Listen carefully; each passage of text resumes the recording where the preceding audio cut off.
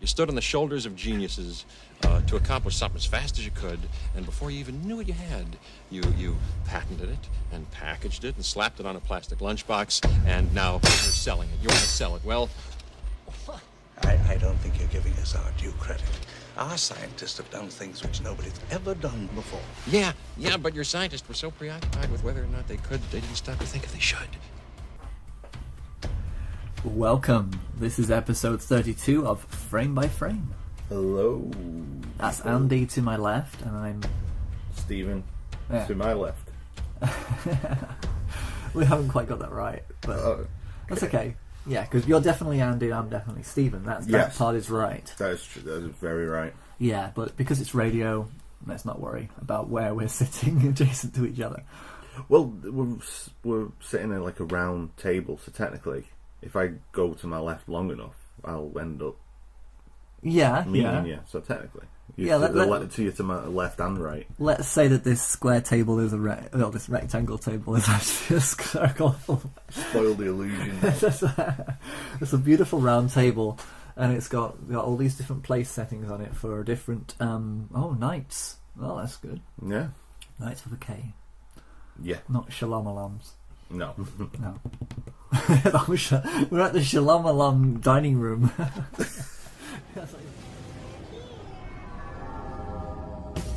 You talking to me? Did you have a brain tumor for breakfast? Then who the hell are you talking? You talking to me?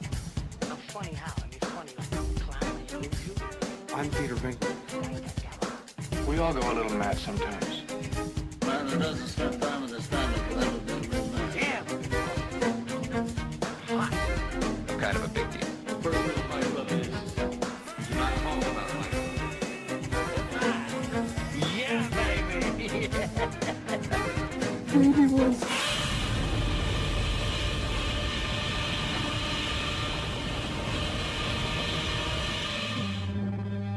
You want answers? I think I'm entitled. You want answers? I want the truth! You can't handle the truth! Welcome to Frame by Frame, episode 32. Thank you very much. It's good to be here. Yeah. Again. Again. Good. Yes.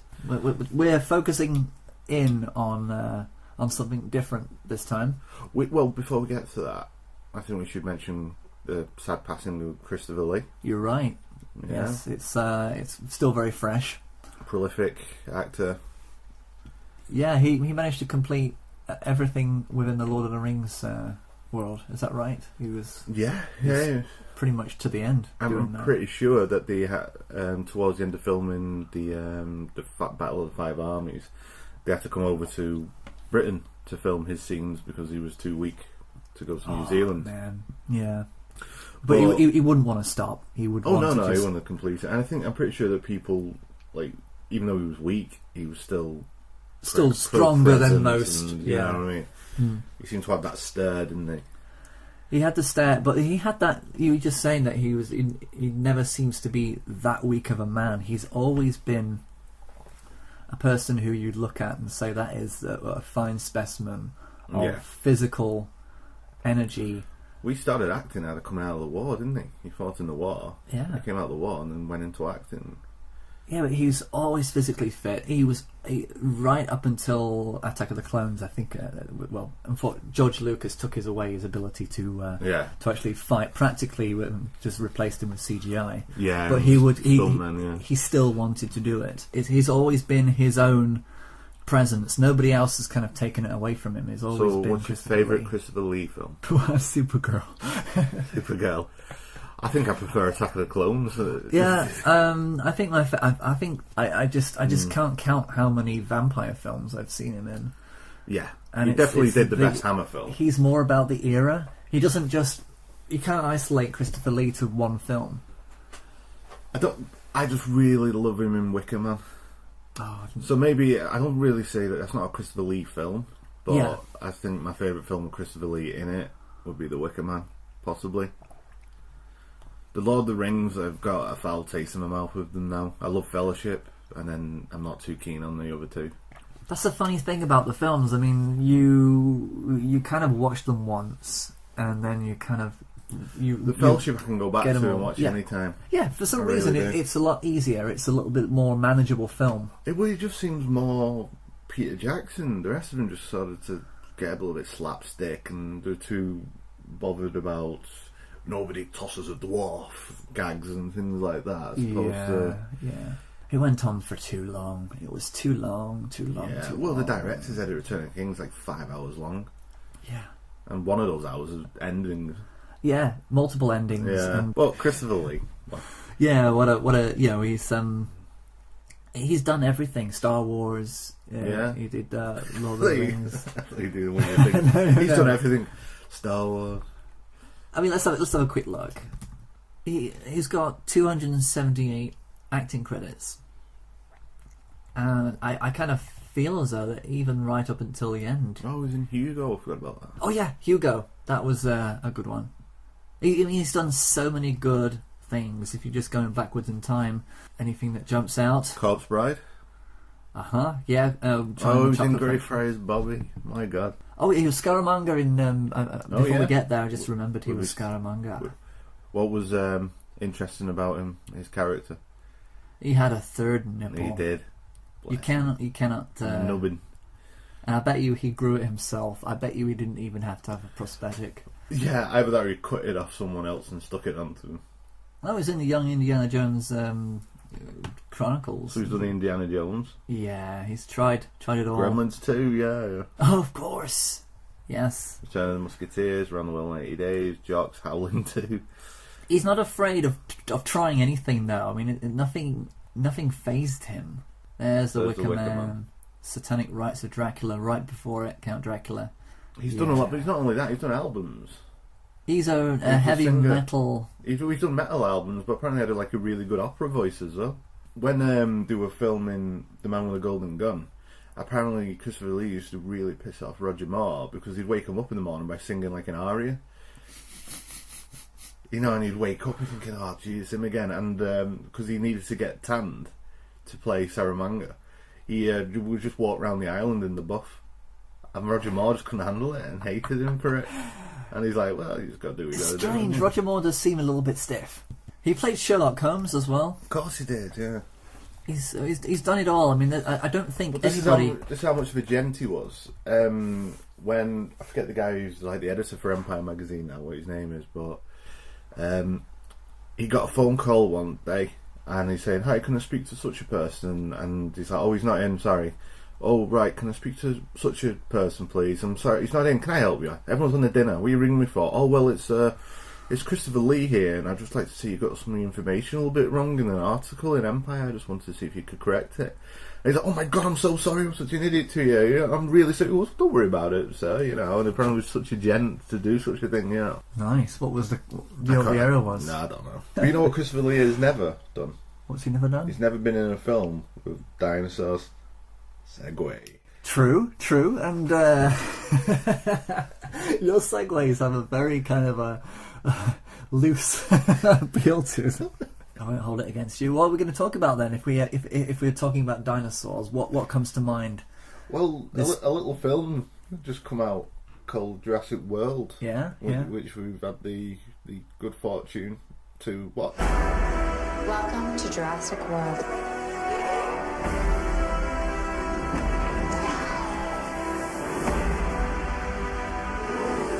Okay, folks, she's a little shy, so give her a hand when she comes out.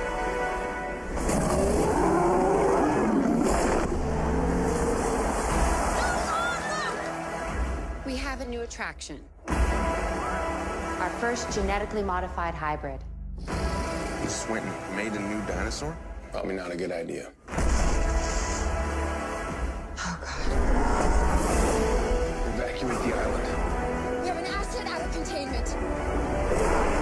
She is killing for sport. We are not in control here. You got 20,000 people with nowhere to go. So we saw it in glorious 2D. Yes. Okay. Can I kick off? Is it that bad? Well, right, here's the thing, right? Right, so tell me what do you think? Plot holes big enough to stick a T-Rex through, right? Oh, nice. There's badly formed characters. They're not drawn out. In fact, some of the little side characters are more drawn out than the main characters are. I know where you're going with this. But this was just fun to watch, and exactly.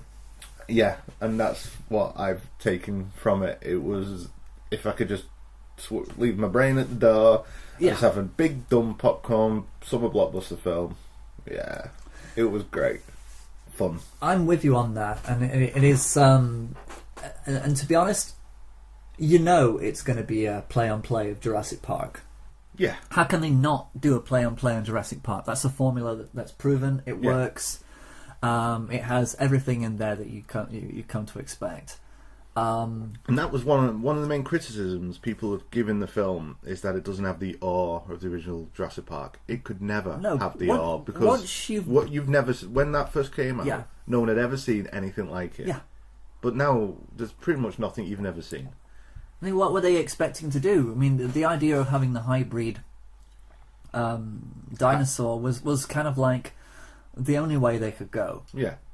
You cannot just have normal T-Rex. You can't just... I mean, that's why in the Godzilla film they had to throw in everything that they could, because they couldn't just have Godzilla and an army. They couldn't just do that. Yeah. But yeah, I mean, Jurassic World, you've got to kind of hang your hat and just say, okay, I'm just going with this. Just go with it, and you have a lot of fun. Yeah, there was 10 minutes into the film I was thinking, right, I get this. I'm not gonna. I know where I'm going. Okay, let's just enjoy it. A part of my fun was also picking it apart. Right. Okay. And that's something else that I think that I didn't mind doing it to this film, because it's fine. Yeah. It's a dinosaur movie. What do you expect? But there are certain things that kind of stand out for me that make me think, well, they could have actually made certain things different. Okay, can I start with one? Okay. Where Owen, that's Chris Pratt's character, is called Owen, isn't he? Where he's shocked that they want him to train the velociraptors for military reasons. I mean, why? What other reason would he be training them for? And why is he bothered by that? Because they're not used in the theme park at all. He's just training them, so it's clearly for military purpose. He's not naive enough to think that maybe they want to have like dinosaurs that can be like dolphins, that can perform tricks, maybe, or maybe the idea of the idea would be way off. The idea would have been that eventually, they'd be able to have a dinosaur petting zoo where where the wild is tamed, but they never went there. They wanted to have more teeth, more violence, more splicing. The little nursery bit with kids riding baby Triceratops was so good. That was actually originally for the very first Jurassic Park. Yeah. It was in some of the drawings and stuff, but they never got around to doing it. I think that's a really great idea. I mean, it's cute. I mean, and they were able to kind of think about that in the real world. People don't want to just go and stare at dinosaurs over a fence, or to be on a train looking out of the window. They want to be interacting, because that's the way we are. We're hands-on people. But that is the great little, a great little talk, a statement of where we are as a collective species now, where we can see the most spectacular thing now, and we're not bowled over by it. We're bored by it now. We are, because unless we can turn it into a pet and own it, and then tell everybody that we've owned it. That's the only thing. But then we get bored of it. We're still bored of it, but we're only... The one thing I noticed, that nobody in this film was taking video or photographs of anything. They were all just enjoying it, with their hands to their sides. Nobody was kind of saying, "Look at me! I've got a dinosaur in this picture with me." There was none of that stuff, which is so prevalent in today's society. Everybody wants to be photographed with stuff. Yeah. And I think that I can imagine that would be the thing, where eventually you'd have your own dinosaur pets, and you'd be photographing them, putting them onto your social network. But none of that was here. They kind of kept all that away, as if none of that existed. Well, it does feel like it's left open for another film, where they could go one or two ways with it. I feel one way could be that now you just have dinosaurs as pets, and they're everyday things, and like, if you're in the Amazon, you don't go through on your own because something's going to eat you, and so we know that there's dinosaurs in that certain part, so don't go in on your own because you're going to get eaten, and it's just like part of today's society.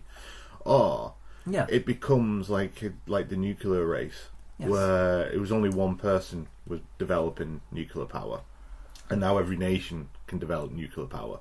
So maybe every nation, like if they want to further this franchise on, every nation has the capacity to clone and make their own dinosaurs, so everyone starts doing it.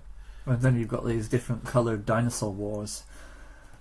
Who knows? Dinosaur. I mean, there's so many ways. I mean, you could also go to the point where they have their wish, they get rid of humanity, and there's only so many humans left, including Max. And then it's just Mad Max with dinosaurs. Yeah, that kind of a theme. Not him, but just the idea. Yeah, I know what you mean. Of post-apocalyptic dinosaur movie. Living in and having cities with dinosaurs in it. And were kept as pets. Weird, bit of a Planet of the Apes kind of idea there. Yeah. But that would be kind of weird if they started to have dinosaurs that started to talk a little bit Barney. Yeah. It's like, Kev. There's so many different ways they could go, but the thing is that what they're doing at the moment is they're trying and they're testing the audiences to see, do they want the same, or do they want to evolve and try new things? But there isn't so many ways you can go about it. I'd like to see a film where, like you said about the Amazon being so dangerous that you could get eaten. Yeah. Simple story. One character's got to take another character through there to get to an end point. We already have that film. It's called Monsters. Or something they've got to take through, and you know that there's something more to it than that.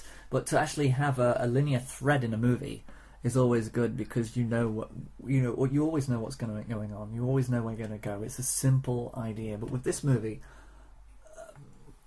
all it's about is putting people in a situation and then letting the situation tell the story. Yeah. It's the dinosaurs are literally telling their own story, and they're just reacting to it. It's a reactionary movie. Twister was a reactionary movie, even though they were chased. They had a goal to chase tornadoes. The tornadoes basically dictated how things went. Yeah.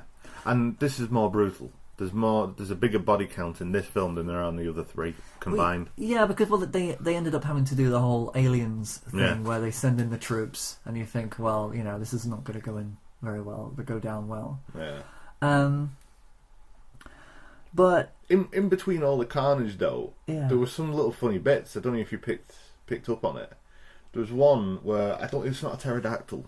It wasn't a pterodactyl. It was like a reptile with dinosaur head. I don't know what they called it, but it swooped down and tried to pick up a baby triceratops, and it was too heavy to pick up. No, I never picked that. Yeah, so picked up on that. in all this car deep throats on Next Generation. Oh yeah. Sorry, just pop. Sorry guys. Star Trek's on. Well, Star Trek's on, but not the deep throat that some people might be thinking. Oh yeah, the guy out of X-Files. Yeah, not the woman who's gagging. She's a bit of deep throating going on. Star Trek. Never saw that. Missed that episode. But there was that. And there was another one where I can't remember what the creature was, but it was on like a stuffed toy of a T-Rex, like ripping it apart. And I thought and they see, I missed so much. In between all this carnage, little moments like that I thought are nice. They're good. I feel as though I need to go and watch it again because I missed all these little details. But I mean, it's a very full movie. There's a lot of stuff. There's no fat needs trimming off. It's contained and everything's filled. Even no matter how many plot holes are in it and how they cliched the characters. They designed the film in a way to kind of distract you from any plot holes. Which are numerous, and I can have a stab at a few things. Go for it. Okay, I like this movie, but I also find it very odd that this woman who kind of managing the park, she has two subordinates that she turns to in the control room. Yeah, she comes in the morning. She gets her report from these two people. That's it. There's a whole control room full of operatives doing their job. Obviously, they're the only two that she will ever go to, and everybody else is just opening gates, closing gates, securing this, pushing buttons, doing nothing. But she goes in and she doesn't address the whole. I mean, my sense of reality sometimes feels as though that they don't need to have all these people in control, and they just need these two people to sit there, crack jokes, to flirt with each other, to then kind of let each other down. But doesn't that go to the point of how jaded everyone is now? Yeah. Like, that would be a normal theme park, might be run like that, and then you just have the other people that run the specific... So you have two people who oversee everything, and then you just have a team of people that press go, and then when the roller coaster stops, they press stop. That's it. Like, You know they're what I just mean? keeping an eye on them. But she doesn't check in with any of them. It's she's the worst boss. I kind of feel as though she's the worst But person she's to just work bothered for. about facts and figures. She was on about making profit. That's all. At least at the beginning, that's all she's bothered about. Exactly. She doesn't care about anything I think else. it's because I had a boss like this, and it drives me crazy when they don't give a shit about the rest of the staff. The biggest problem I had with her is she never took her shoes off. She's running through fields with friggin' stilettos on. Well, that's I mean, she's Chris Pratt Yeah. makes a point of it. You know what you're doing in those shoes. So I'm thinking, all right, at some point she's going to lose the shoes.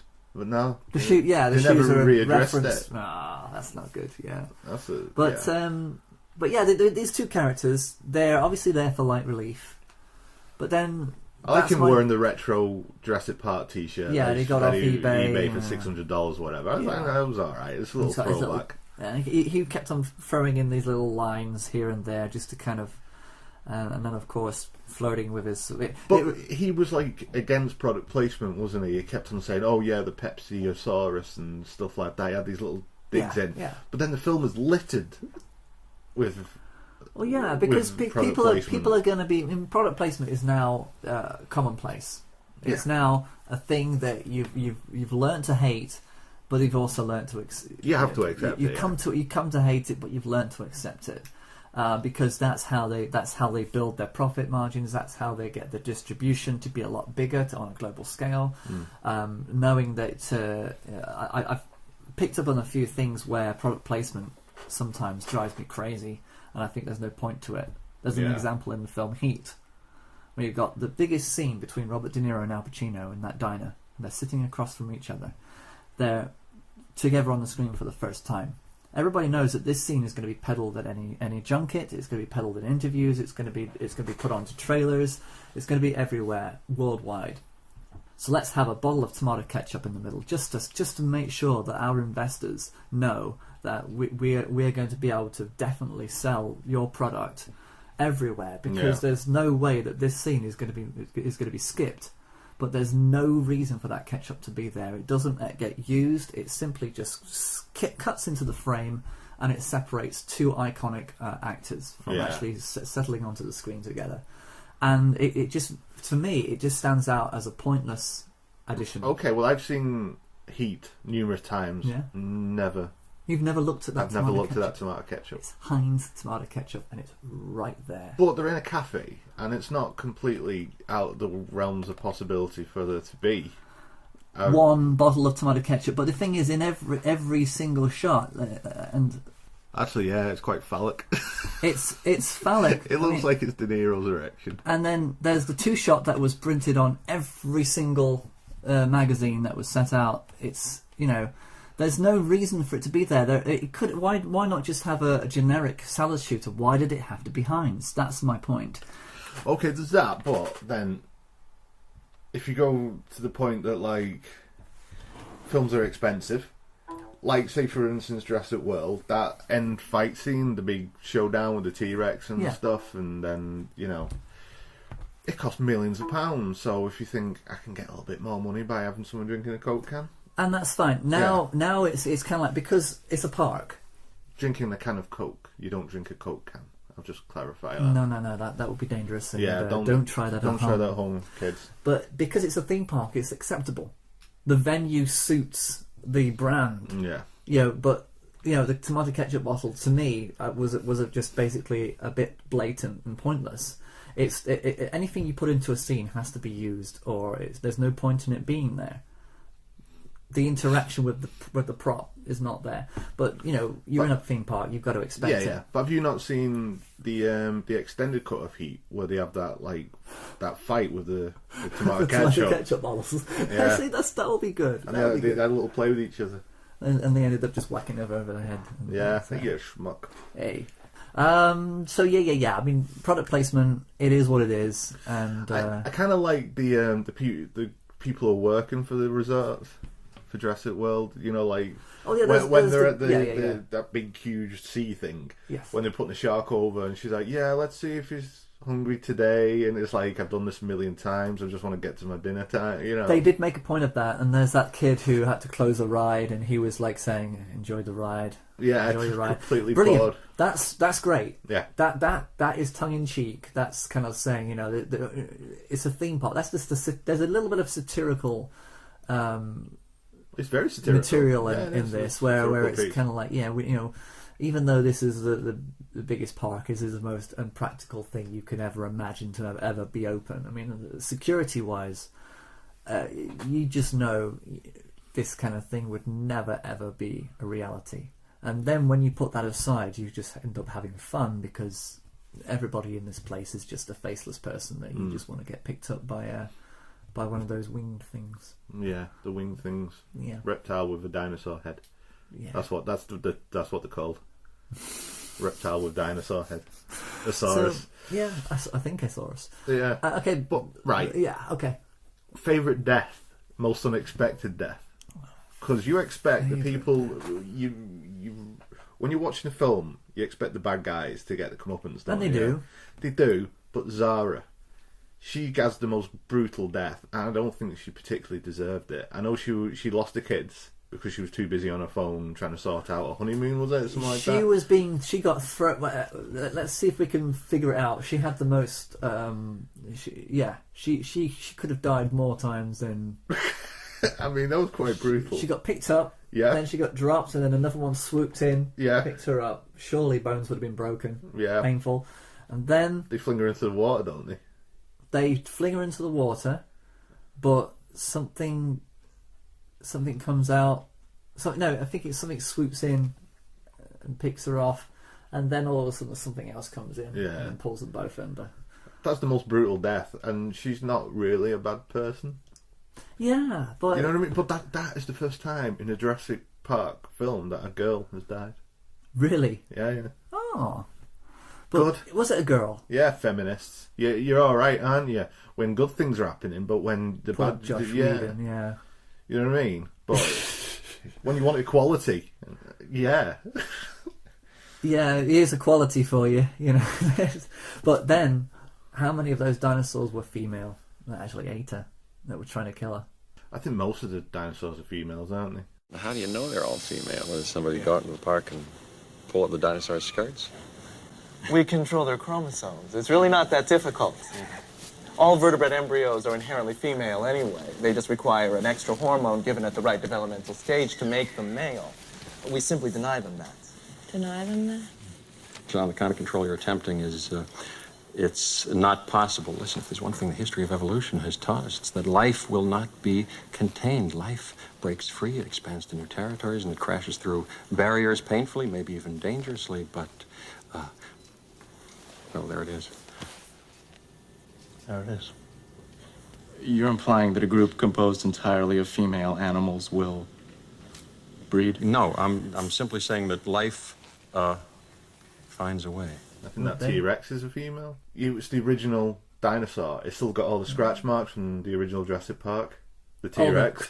Yeah. So that's the original one. So because they sort of ignored Jurassic Park 2 and 3 and gone from Jurassic Park to Jurassic World, haven't they? Okay, that's an interesting thing because this is really it's not a reboot. It is a sequel.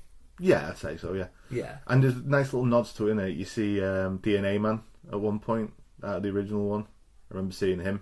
It was like just passing on the screen. You see the little DNA Man come up. Do you remember from the original film when they go on that little tour and he gives the talk about they've done it? Yeah. And then you see the night vision goggles at one point. Mm-hmm. That's how the original one. True. Yeah. That was like a nice little throwback. Another thing that they could have done without is Jimmy Fallon. Yes. Our movie. Yes. Jurassic World. Yes. Because spoiler alert, I have a cameo in Jurassic World. I can't believe I made the cut. Yeah. I totally thought I was going to get cut out because they asked me to do this tiny little thing, and then I don't want to ruin it for you, but it made it. It's essential. It's not essential, but thank you. Did you see it, though? Did you see it in front of a... Yeah, I saw it like 2 weeks ago. And just did people react? How was I? And yeah, and then I saw it again, Yeah. and people are liking it. People. How about my part? Oh, I mean... How are they really enjoying my part? They were crying. They were so moved. No, it was supposed to be funny. No, they were laughing hysterically. They were dying. Yeah. It is the most fun movie. You're fantastic in it. Thank you. So are you. Yeah, thank you. It's just the best idea. I just love it. As soon as because I was a fan of Jurassic Park, obviously. But this thing is like every kid in the world is going to love this. I just think the idea is great. I think the actors, everyone cast is perfect. The director, I mean, it's just phenomenal. You're fantastic in it. Chris Pratt is great. That was like, what's he doing there? Well, the thing is, it's supposed to be a safety video. Yeah. Sure, use a bit of humour, but they did nothing. I mean, there was a pointless thing that they put in there, just so that they could get. I mean, Jimmy Fallon is, he's doing well. He's got the Tonight Show. Yeah. And but they do this in a lot of films where they have to get somebody so that they can plug it on their show. Yeah. And realize that as soon as you're in this film, Jimmy Fallon's going to be talking about it every night. My part, unbelievable.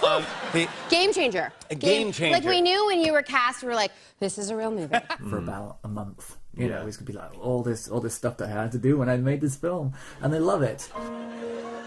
Thank you, Jurassic World, for being a tropical resort overrun by dinosaurs. Or as most people call that, Florida. That's why I prefer Kimmel, because Kimmel will just do a little skit on his show about it, and he's friends with everybody. Yeah, so just move on. Yeah, so on Kimmel, he'll just do a little parody of it on his show, and it'll be funny. Guillermo will probably do something. They did a great one with the Born Supremacy, the last one. I can't remember now, but he just has Guillermo pretending to be Born, and then he's doing like a skit of it, and next thing you know, he walks on set and he bumps into Matt Damon, who's doing the same scene. And it's brilliant. That's like, what? Kimmel's bumping me from my own film now? It's brilliant. It's really, if you've not seen it, check it out. It's hilarious. I thought it would be a really good movie, but I was blown away how great a movie it was. Like with the original Jurassic Park, Stan Winston did it, and it was the perfect mix of CGI and animatronics. But with this, there's hardly any animatronics. You know the part where they got the velociraptors and they've got the head stuck in those like machines, and they're like stroking them. Yeah, that could have been animatronics. So when you're watching that, you're thinking it doesn't look real. That doesn't look real. If they would have used animatronics, which I can't imagine would be much more expensive. Rick Baker would have done it. Yeah, really well, and it would have been inexpensive because he's a genius. Yeah, and all it'd have to be was a head. It doesn't have to be the rest of the body, because that's all you saw. So I think the reliance too heavily on CGI sort of, at some points in this, pulled me out of the film, because I was thinking that doesn't look real. It's not to take anything away from what great CGI work was done and how groundbreaking and how game-changing that was. But no one really saw any of this coming, There was just a few of us that really knew it was really time to do it. But we were mavericks at that time. We really thought that always question established system, and had we not done it then, it probably would have happened in 5-6 years. Yeah, I mean, the dinosaurs looked very real to a certain extent. You've got to look at the original film and say that was a landmark film, and that made waves because it was right at the moment where CGI looked indistinguishable. It was an era when 1994 was the era where CGI just suddenly became amazingly brand new. Well, that's the thing. It shows you how much Industrial Light and Magic pushed the envelope with that film, because there's not a huge difference. 15 years on? Yeah, you can watch that and still say, well, I don't see anything that says CGI in that movie. This one, it does, because it's like it's like a blank screen, and everybody just say, "Oh, don't worry, we'll just fill in the blanks later." It's the way that people think now when they're making films. They're not thinking intent, cause and intent. Do we need to have something in the moment here? No. Let's not have anything physically in this shot. that'll cost us too much and waste too much time. I think it's better because the motion captured the velociraptors, so that was better. So you can actually tell when, like, Chris Pratt is with them, he's acting with something. With something, yeah. You know, you can see that. Yeah. And even if it is a guy with little dots on his body, you know what the hell, it worked. And they definitely went more sort of avian with the velociraptors, more bird-like as opposed to reptile-like in this. Okay, you know what I mean? Yes. Which I thought was better. A little bit more flighty, a bit more light on their feet. Yeah, see what you mean. Yeah. But they're like dogs. They I should watch more films asleep because I seem to ingest it. Yeah, maybe that's what it is. I was wide awake. A little bit cold. Yeah, some cinemas, they seem to think that it's good. You know, you need to go and buy more food. It's like, that's it. If we make them cold, we'll go for a walk and buy more food. Yeah, get this warm popcorn, £600 for the size of a village. Anyway, yeah, but so really, there's no reason. If you look at Jurassic World, there actually is no reason for the film to exist other than to just be making money now. I mean, there's nothing. They're not advancing anything. They're not bringing anything new. No, that's kind of the point as well, though. That we're bored of that. It's in the film, isn't it? That everyone's bored of this big spectacle thing. There's nothing surprising us anymore. No, but they will be more surprised if people were dying. They'd enjoy it more, and I think that's probably why it eventually will go into a kind of a gladiator thing where they're using dinosaurs to rip people apart in some sort of game of death. Or maybe, it's like, I've got this T-Rex, you've got this T-Rex, let them fight and see which one wins, and then you'll get some environmental people say, no, you can't be doing this to animals, and then they'll try and release them, and then they'll go and eat a city, which is kind of what they did with The Lost World. Yeah. See, right. If I was going the pecking order, Jurassic Park, the first one, will never be beaten. No. It was a landmark, and it stands up to this day, and it's great. Yeah. I think Jurassic World's the second best Jurassic Park film. It is, because the other two sequels were just merely cash-ins that didn't have anything. I kind of like Jurassic Park 3, sorry. I don't have a problem with it. I don't know why people hate it so much. I think it's better than Lost World. Probably is, yeah. Because Lost World, even though it's okay and it's got all these Spielbergian moments and these little humour things that he puts in there, you know, not many directors can do, it still has that awful part where his daughter does that gymnastic thing and kicks a velociraptor out of the thing. Was that number 3? That was number 2. That was number 2. You see, that was ridiculous. That is the most ridiculous thing I've ever seen. That is one of those things where... I know they walked out the cinema and saw that for the first time. Yeah, I think so. I mean, it's just, you know, she mentions that she's a gymnast. She got kicked out the gym. She got kicked out. Yeah, and then it has that awful... Jeff, after she kicks the velociraptor and lands, and then he grabs her by the hand. You got kicked out of the gymnastic club? Why would you... Why would you write it? Why would you let that into your film? It's bad. Steven. It's evil. Is that George Lucas coming on set saying, you know what would be good, Steven? Full of gymnastics. Yeah, you see these poles? These poles look great. Look at that. I mean, you can totally do something with that. Okay, let's see what we can do. She got kicked out of the gymnastics club. Yeah, just like my sister. Because it has to be referencing my own life, too. Because Lost World has some amazing moments. You know, when they've kicked that sort of caravan over the edge and she lands on that glass and the glass just starts to crack. Yeah. Oh, that's so Spielberg. But that's brilliant. That is also what's missing from this film, I think, is the suspense. Oh, there is no suspense, no. There is no suspense. I mean, when they have the balls going... The balls. the two kids in the ball. Yeah. Who would not? Really that annoying? No, they weren't. All kids out of the Jurassic Park films are annoying. The older kid kind of like a young James Franco a little bit. Well, the younger kid is out of Iron Man 3, and he's really cool in that. So I kind of warmed to him already, so I didn't mind. Right, yeah, and there's a thing about their divorce. Their parents are divorcing, but that's not really necessary. I mean, the only reason why they had that was so that they can create this indifference between the two, for them to then come together. You're my brother, I'm never going to let you go. And then their aunt, who doesn't really know their ages and all that kind of stuff, yeah, and she's all bothered about career now, and she has to come together. But she's also worried. I mean, the only thing I was worried about at the end was when the parents came in, because she said your parents are going to kill me and they're going to take you away, and I'm never going to see you ever again. She drops that line in the movie somewhere, and then when they come in, you're kind of thinking, ooh, this could be. Is this that payoff, and she just gives her a hug and says, "I'm so glad you're alive," all that crap. And it's like, and then at the end they just walk out. It's kind of like the end of Raiders when they walk out of the big storage bay. Yeah. You got all these injured people, hundreds of thousands of people just lying there, dying and dead, and getting injured, getting picked up by people. Oh, after God had done his thing? Yeah, and they just walk out of the thing, and that's it. Into the light. Of course, they're walking out into the light, but you can't help but wonder. But you still got a park full of crazy animals, and there's probably still over half a dozen people locked in toilet stalls, still trying to survive. Because not everybody gets out. Wasn't there a helicopter pilot that just sort of, like Tim Curry? He had a bit of a story, and then they never revisited him. Yeah, I love the feeling that he goes back to the park and he's like, "Where the fuck is everyone? What's happened?" That was a really good setup. He basically just got his pilot's license almost. He That just was got him. it almost. That was him. And He's the guy who runs it, doesn't he? He owns it. Is he? He's the guy who owns it. The guy who just okay. got his. But it was his co-pilot. He was. I'm pretty sure he just sort of walked off or something, and They then just you disappeared, never but they see never him knew. again. Yeah, So yeah. where is he? Is he just having a brew with some girl somewhere? You think, anyway, I better go pick up the boss, and goes back, and everyone's gone, and everyone's dead. Well, maybe that's the sequel. Maybe he does come back, and then it's just him and his helicopter. Yeah, that's it. It's like Flying him and around. Budgie.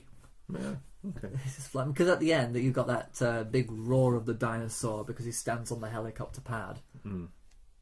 And he just gives out this big, huge roar. Yeah. You can just see the whole park in disarray. And that's it. You're thinking, well, yeah, they've got a big park in disarray.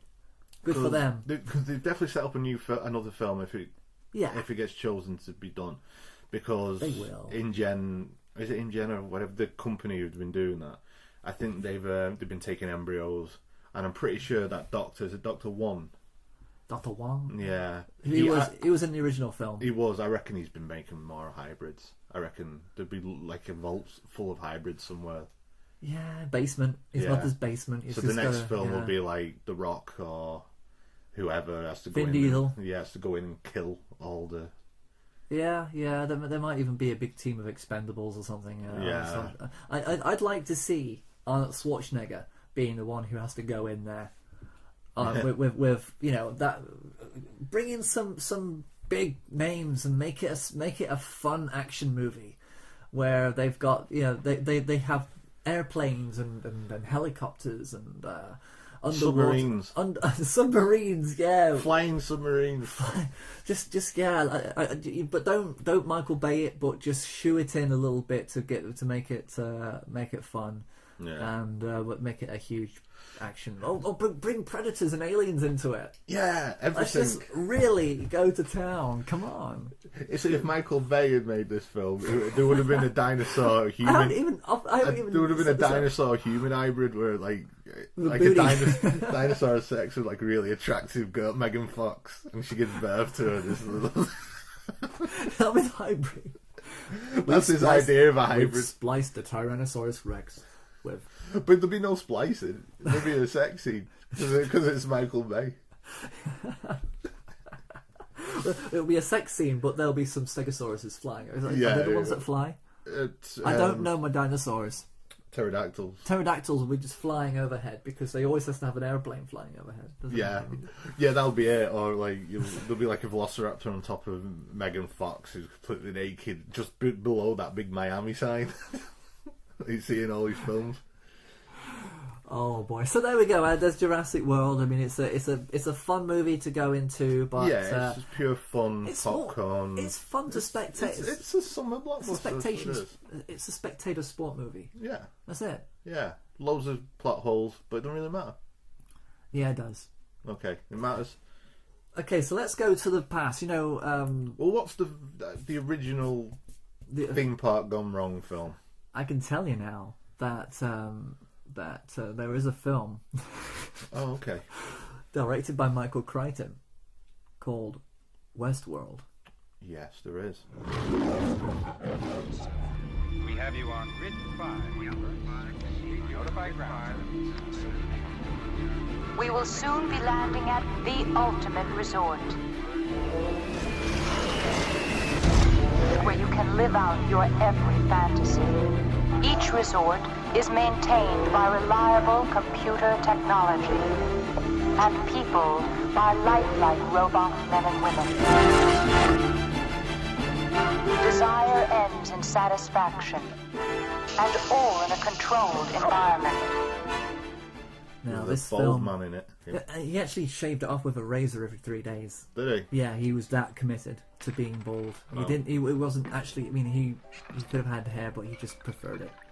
And but not many men at that era shaved their head.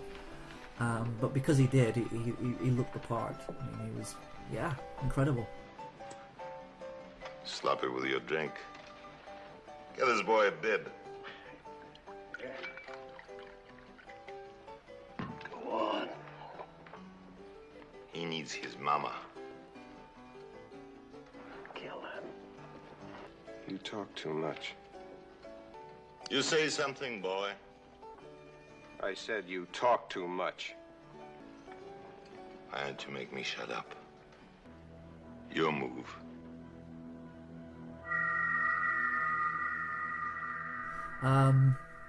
Okay, so that's me gushing over Yul Brynner. But Let's talk Westworld about was a fantastic film. Talk about Westworld. I mean, it's first of all, what's it about? It's about a theme park gone wrong. Oh, really? Well, this is the first. That's what it was, wasn't it? It said Westworld, subheading, theme park gone wrong. Yeah, long before Jurassic Park. Yeah.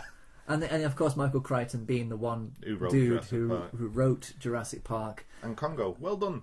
Congo's great. Yeah. Eat more sesame cake. Don't eat my cake. Eat the cake.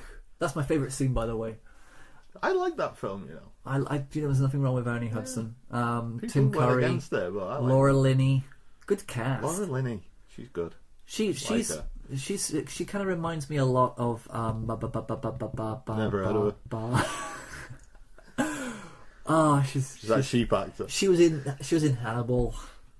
Julia Moore. Julia Moore. They kind of look like sisters to me. Yeah, I'd go with that. But yeah, Westworld. Congo. Yeah, I think Westworld. Come on. Congo. Let's just talk about every single Michael Crichton movie. I mean, Michael Crichton he's written more films than he's directed. Yeah. But the films that he actually directed, one was Westworld. Coma. Have you seen Coma? No, I've not seen Coma. He's fascinated with things going wrong. He's fascinated with conspiracies. He's fascinated with nature, right, and humans' positioning with nature. And I think Westworld was the first one that really looked at that. You've got a theme park full of robots. You've got 3 different places to go in this theme park. So there's Westworld, Roman Medieval World. Roman World and Medieval World, yeah. yes. Which I think Roman World and Medieval World, there's not a lot of difference between the two. I would have had something a little bit more dynamic. Well, I would have had like Roman World, like just a room full of people having sex, and then a room full of people eating so much, make themselves throw up so they can carry on eating. I would have really gone to town on Roman World. Yeah, exactly. But rape, pillage. Yeah, Medieval World would be like that. I would have been burning witches. I would actually have Medieval World at war with Roman World and have like a battle in between the two. Just arguing about gods. Yeah. Just arguing, and then have Westworld kind of just coming in and just riding horses and I don't know. It's an interesting idea. It absolutely is. But the idea was that they liked the idea of a Western film. Blended in with now, the time, with contemporary now. I mean, how would you do that? Theme park. How would that be plausible? Have robots going wrong and then have Yul Brynner walking around shooting people. It's fantastic. But it was very low key. Very low key. There wasn't a lot of people in this movie. For a resort, it's not swarming with people. It seems as though that eventually you have this one major character in, I think in Roman World or Medieval World, one of the two. See, I couldn't even tell the difference. Who eventually gets killed off by a knight. Yeah. And he's kind of like the main character from that storyline. He just gets killed off. He's just an example. Whereas in Westworld, you've got these 2 guys. Seems to be this is probably my only criticism of the film, is that there are no other resort people involved in this. It's just, I don't know if they actually evacuated the place. Or... Right. Why does he have a loaded gun? Why does who have a loaded gun? Yul Brynner. Hold it! Oh, come on, not now. Not you again. It's too early. Your move. I'm shot. What? I'm shot. Draw.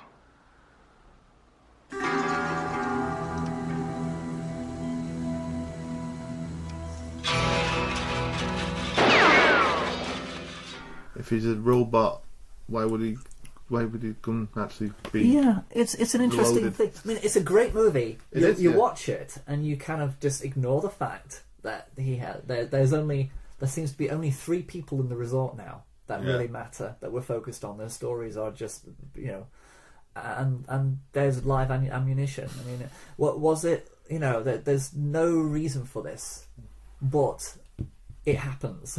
Yeah, I would not be that confident to think, you know what, our robots are so good, nothing's ever going to go wrong. Give them a real gun. Give them a real gun. This will be fine. This will be fun. No one. What's the worst that can happen? And someone will lose their legs. Oh, too soon. But what a fact. I mean, speaking of disasters and things going wrong, I hate roller coasters and I hate amusement parks because of that reason. I love them. I don't see any reason for these things to exist. Only for it's the dice with death, though, for isn't something it? to go wrong eventually. Well, I had my feet whipped by branches on the Nemesis. The only time I've ever been on a roller coaster where I got whipped and my neck was literally so sore that it was neck brace worthy. See, that's for the a difference month. between me and you, because you'll go, my legs got whipped by a blooming tree when I was on that thing, and I would be like, my legs got whipped by a tree. We were so close to the trees. It was awesome. Yes, but okay. I'm the dickhead who did the biggest bungee jump. So if we were in Westworld, yeah, how would you react to Yul Brynner standing there in the middle of the street? He shoots somebody else, not us. We're basically just bystanders. Right. He shoots them dead. We know he's actually dead, and then he looks at us and says, "Draw." What do you do? Run as fast as I can. Yes. But what's funny about this is that he runs, he gets on a horse, and Yul Brynner just slowly walks in between 2 buildings, and then he comes out on this golden horse. It's so bad that it's good. See, it's like the Friday the 13th thing, where you see Jason, he just hacks one to death, and then some woman and starts running. Yeah. So she's legging it through this forest, and he's just walking slowly, and all of a sudden he's in front of her and chops her head off. It's just like it's not the point. It is not the point, and I think that's the Simpsons kind of parodied this once, where they had Skinner walking through the water. Yeah, it doesn't seem to come out, and then all of a sudden he just continues, and it's fantastic. But it's very odd because it is like a solo zombie apocalypse movie. Yeah. But the only thing you need to do is just outrun him. Yeah, pretty much. Just make sure that the horses are available to him. In between, he's just in between 2 small narrow buildings, and he just finds a horse down there. I don't know how he just finds a horse down there. It's just bizarre. But I love the movie. I watch it probably once a year at least because it's just fun to watch. And I don't know why. Maybe it's just the idea of, going to a place like this. I can imagine these places existing. Yeah, no, absolutely. And then they did a sequel, didn't they? They did do a sequel called Futureworld. Did Crichton?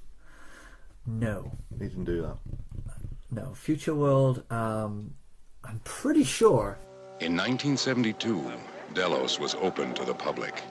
It consisted of 3 fantastic vacation resorts: Roman World, Medieval World, and Westworld.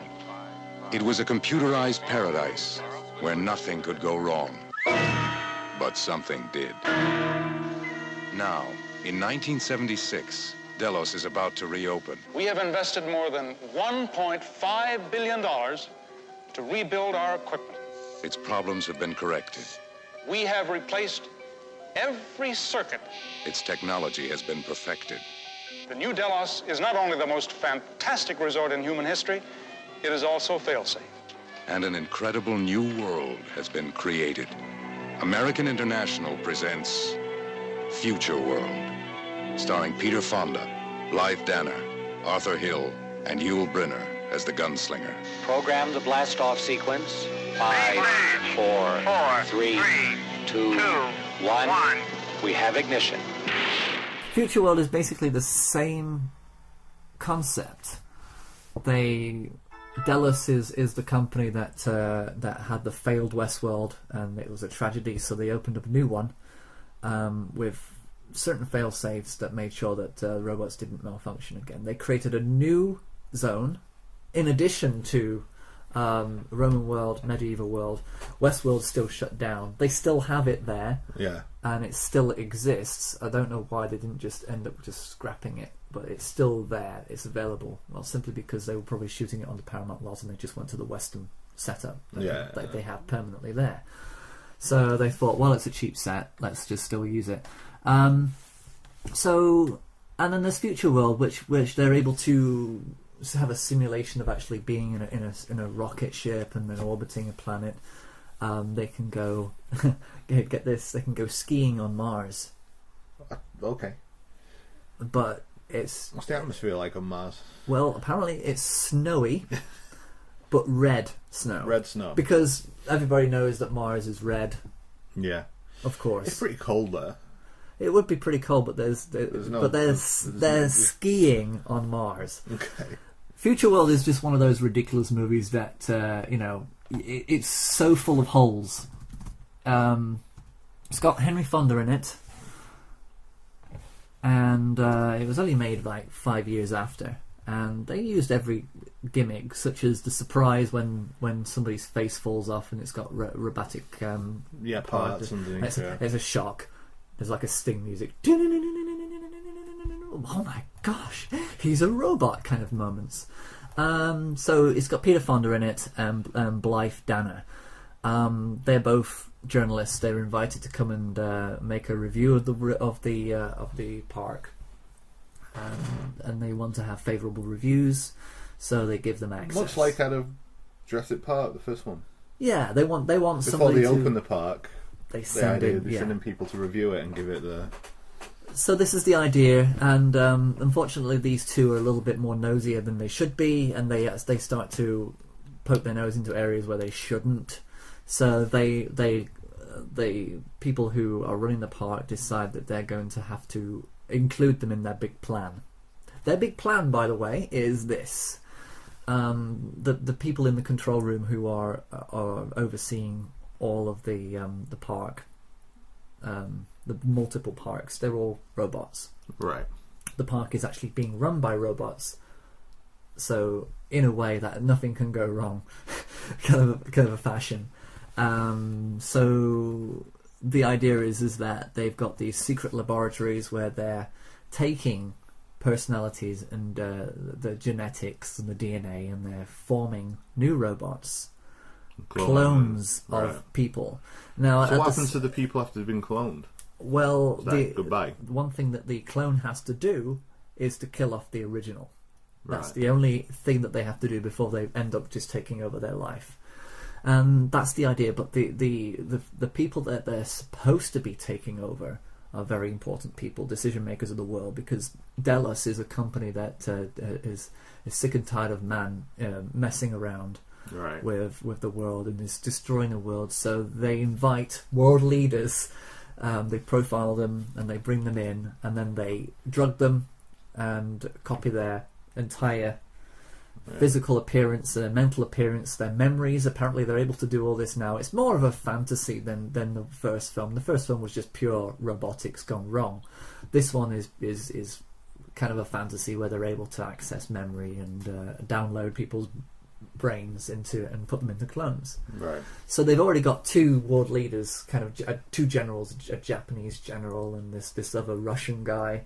They're all very high powered people, and this is the start of things to come. So yeah, they have to include the two main characters because they're the two main characters. They decide to clone them as well, right, and then have them to go off, make a favourable review in their newspapers, having just killed their originals. All our probability studies indicate that if left alone, you will destroy much of this planet before the end of the decade. Now, we at Delos are determined to see that doesn't happen. So you're replacing human leaders with your own duplicates, huh? Yes. with duplicates who are programmed to think first of the welfare of Dallas and to accept our instructions. Why bother with Tracy or me? Because we need favorable publicity to attract the top rank of human leadership. The stories your duplicates create will guarantee that every chief of state will soon be among our guests. You can't possibly succeed. We can and we will. Look, don't imagine that these duplicates we've created are mere robots. They are not machines. They are living beings, produced by the genetic information in your own cells. There are no mechanical parts. Even those of us who create them can't tell the original from the duplicate. First hour is kind of like seeing little bits of Mars snowing. Yeah, red filter, stupid. They don't do anything with that. They don't revisit it. They just let it go. They just kind of like, a Futureworld is. There's nothing in this other than just they go into a shuttle. They pretend that they're in orbit. They do all this. They literally just play around with the idea, but they don't ever go to this resort. It's literally they're in there, but they're not.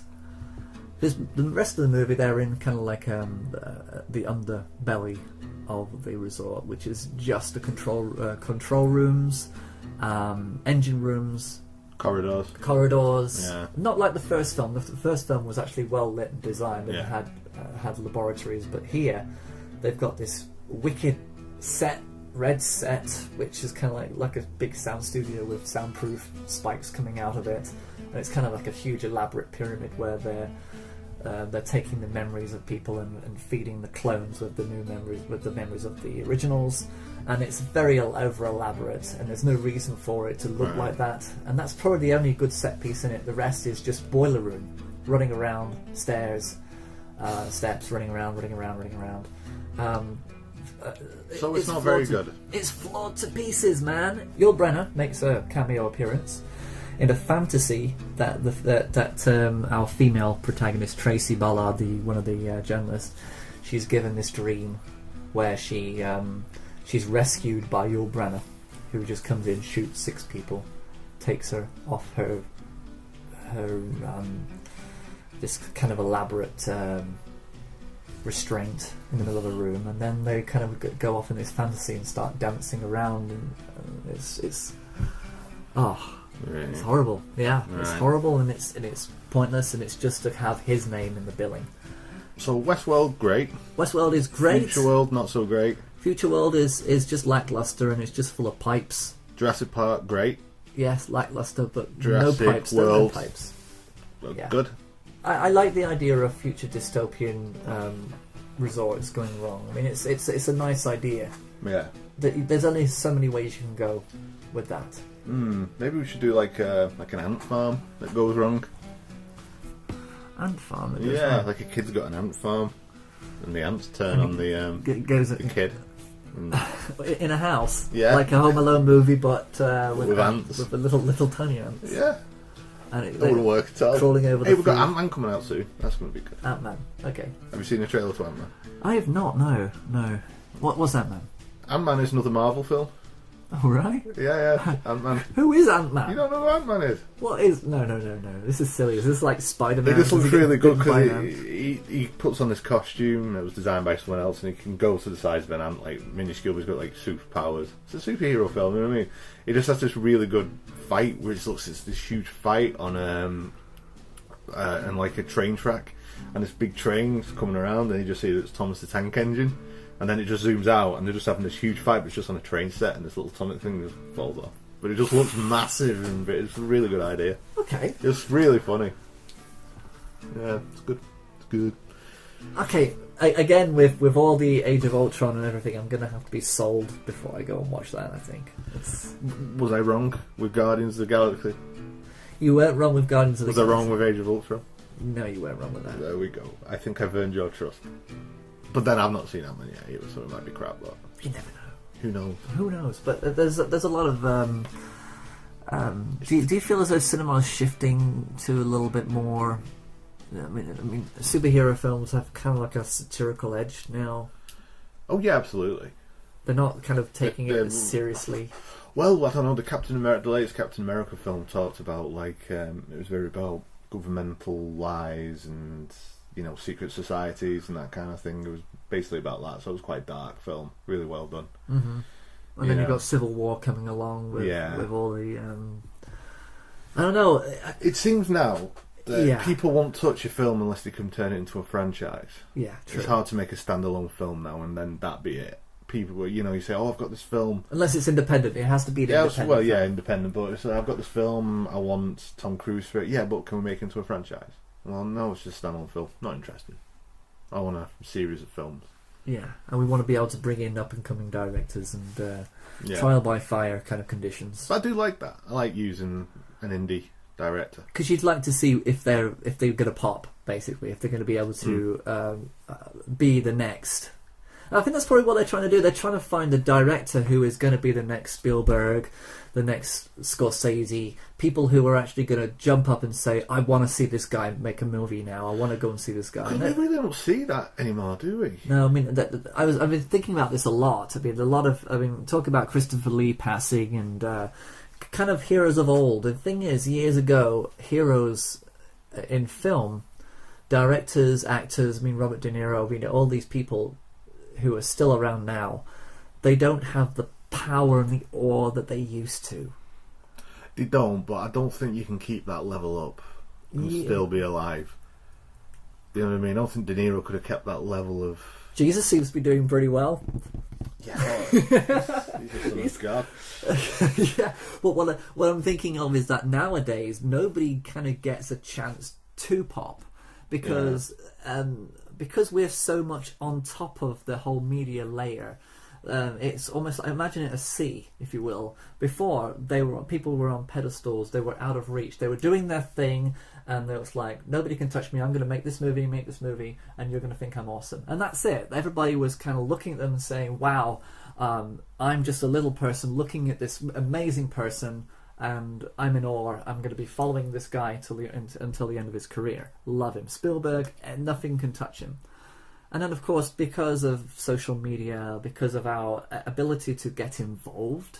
That's it, because you can literally follow them on Twitter now. The water level has risen with the amount of people who can suddenly jump on top of they can jump on the bandwagon, they can spitball, they can talk about things, they can be all the little people, let's say all the ants who are overlooking this giant praying mantis.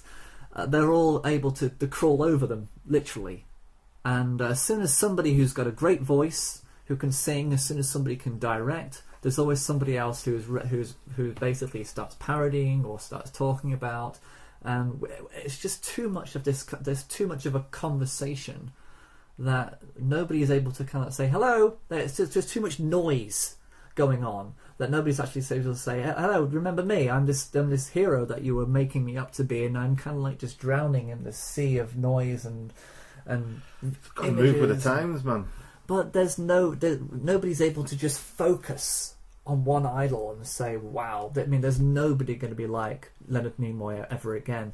There isn't anybody to be like Christopher Lee again, because nobody's able to rise out of this sea of noise. I suppose so. There's a certain standout like Michael Fassbender who can do like an X-Men film, but also do films like Shame and stuff, which is really heavy. Which is great because you're able... But because you're swamped with so much information coming at you, watch this, see this, look at this, oh, look at that. The whole world is so distracted that they're not able to fully focus in and enjoy and appreciate a career like Fassbender. They're not able to look at him and say, wow, this guy is amazing. There's no worship anymore. I suppose not. I suppose the only... probably Daniel Day-Lewis, maybe? I suppose he's got a bit of a... because he's still a real method. I was reading an interview... listening to an interview with Richard E. Grant, and he did a film with Daniel Day-Lewis, and they were in the makeup chair, and they were stuck there for 4 hours. A generator had gone down, and they got on like a house on fire. They got so many friends in common and so much in common. So Richard E. Grant was like going away saying, "This is going to be my new best mate. It was amazing. This day with Daniel Day-Lewis." The next day he walks in. "Hi guys, you're right, Daniel, how you doing?" Blanked him. He's like, I just sat down and said, "You're right, Daniel." Blanked him, wouldn't even look at him.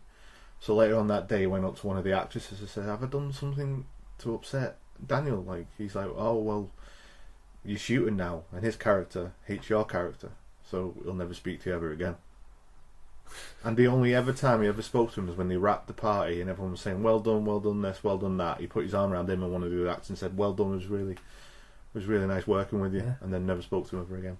See, that's it. So he's constantly in character. Yeah. So, the 9 months of making that film, he's that person. So this is you don't get many people doing that anymore. No, exactly, because they're too eager to want to be a part of the voice and the noise. If you can't beat it, join it. I find it very hard to get on with the idea that everybody else is kind of trying to be Fassbender, trying to be icons, trying to be legendary in their own minds, and yet all these people who are worthy of being iconic are kind of just I get what you mean. Lost in the sea of... I mean, there are probably actors that were really amazing that you were probably talking about in the same way as Fassbender, directors that you were talking about the same as Joss Whedon 15 years ago that you're probably not even talking about now. Maybe. Because they've just been forgotten. Can't remember. Yeah, because you've forgotten about them. Exactly. I mean, where is Craig McLachlan? On the beach somewhere. Playing a guitar. But that's my point. I kind of feel as though that, they're current in our minds, but they're not going to be there for long. Yeah. They're not going to be iconic. We live in a world where a person filming bad weather outside of his window can make a living out of filming bad weather outside of his window. Yes. And get 50 million views on YouTube and make a few £100,000 and think that he is Daniel Day-Lewis. And now he's done that. It's affirmed his position as king of man who films weather outside of window. It's great, isn't it? So he just goes around filming weather with his stupid girlfriend, and people lap it up. Yeah, it's content. rubbernecking whenever he sees an accident and saying, "Oh my God, look at me! I'm in front of this car accident, this road accident. Somebody may have died. Isn't it cool?" But that's what Thingy was all about. Nightcrawler. Yeah, but he wasn't kind of filming himself saying, "I'm cool with this." No, but he was doing it to make money. He was doing it to make money. Well, he's doing it to make money. But he did it. The only reason to do it is to affirm his own ego and to make But money. Nightcrawler was more of a sick, kind it was a sociopath, a sociopathic thing, and he was kind of getting off on the idea of it. But they just get off on the idea of being their own icons, and I think that. Why isn't Nightcrawler fat? What's this? Why isn't he just Nightcrawler... eats bad food all the time, and he's up all night. That's the worst time to eat. Yeah, I eat bad food all the time, and I eat at really bad times of the day, and I'm still seeing it. Exactly right. So if Jurassic Park happens, they go for meat. They'd eat meat. There's not meat on me. They'd leave you alone. They'd use you to pick I'm my a toothpick. meat out of the two. I'm a toothpick, man. That's all I am. In Jurassic World, I would be a toothpick. But let's end it there.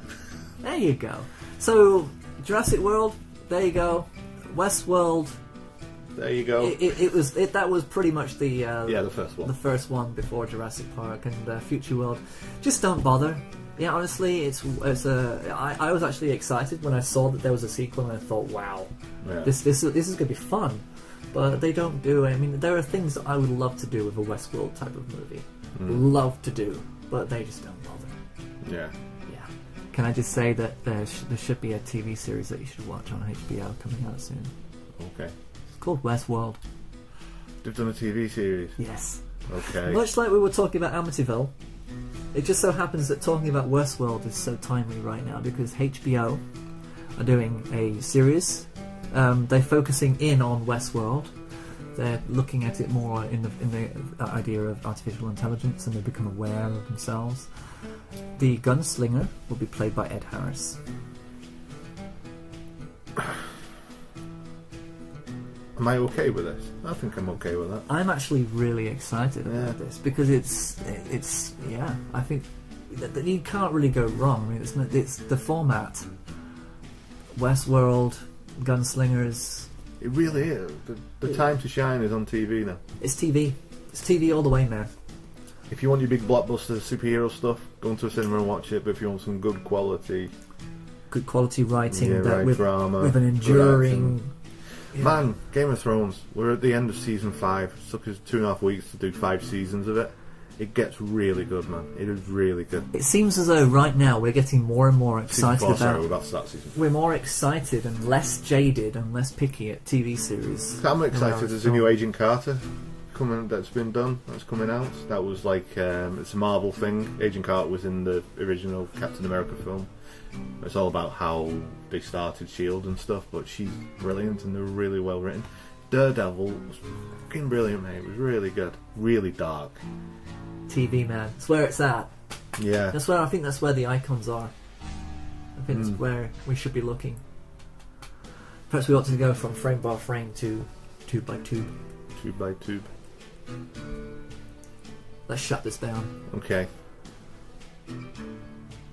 Bye then. Cheerio. Yeah.